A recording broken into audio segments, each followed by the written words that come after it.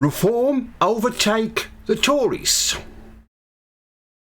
There was a YouGov opinion poll last night that puts Reform in second place and the Tories third. Wouldn't that be a shocker if 3 weeks today, after the election is over, that Reform UK were the official opposition? Somehow, I don't think it'll be allowed to happen. I can't see the political establishment allowing this to happen, that allowing Reform UK to be the official opposition.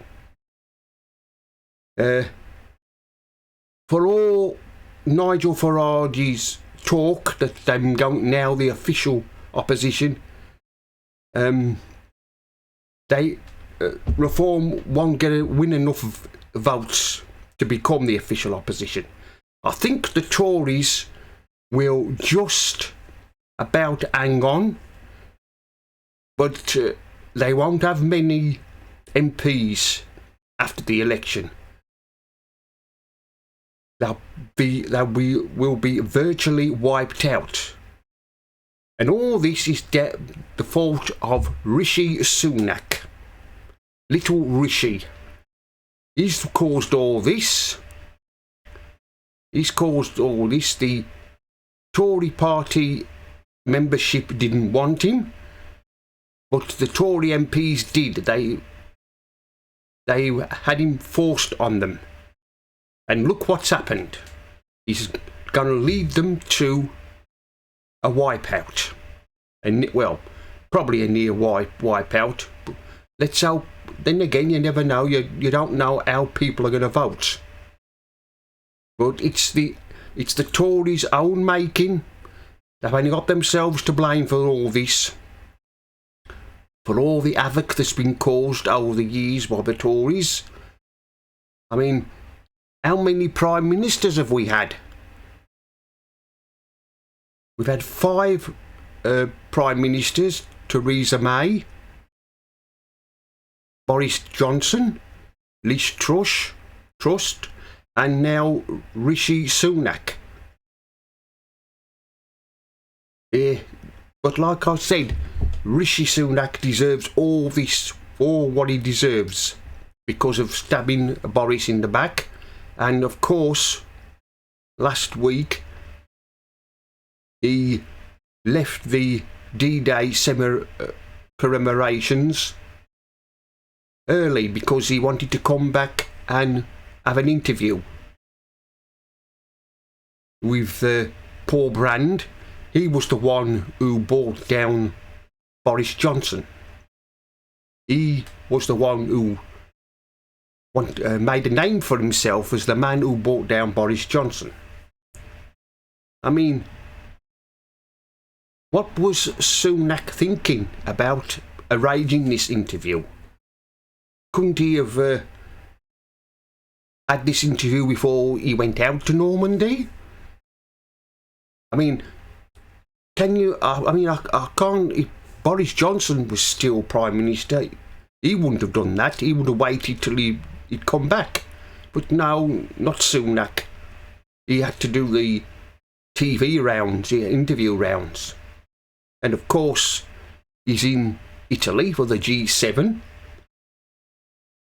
I don't think he's stopped there, hasn't he? He hasn't come back early from that. I mean, Sunak is an embarrassment to the country. He shouldn't be Prime Minister. It is, and like I said, the Tories deserve everything that I'm going to get at the election. They deserve a good kicking, which they will get. But some people haven't made up their minds yet how they're going to vote. They'll probably decide that on when they go and vote. I mean, Labour is just as bad. You can't trust Labour. You don't know what they're going to do. And yesterday we had their launch of their manifesto, which was a laugh a minute. But like I said, Sunak and the Tories deserve everything that's coming their way. I don't know whether or not how many Tory MPs will be left after the election. I shouldn't think there'll be many. There won't be many to form an opposition. And then, of course, they'll have to go through it all again after the election. They'll have to start looking for a new leader. I don't know who they'll have, because it looks like Jeremy Hunt is going to lose his seat and Penny Mordaunt is going to lose hers. So who I'm going to have, I do not know. And of course, Sunak will announce what all the other defeated prime ministers have done in the past. On the Friday after the election, he'll announce that he's resigning, which is a good thing, really, and it can bugger off to America with his green card and go to America and get a job there, if anybody will have him. I mean, there's a pint-sized little so-and-so who knows nothing about British history and what have you. He's not British, but he was born here, which he is British actually. But like I said, he deserves this. It is all his own making by stabbing Boris Johnson in the back like he did.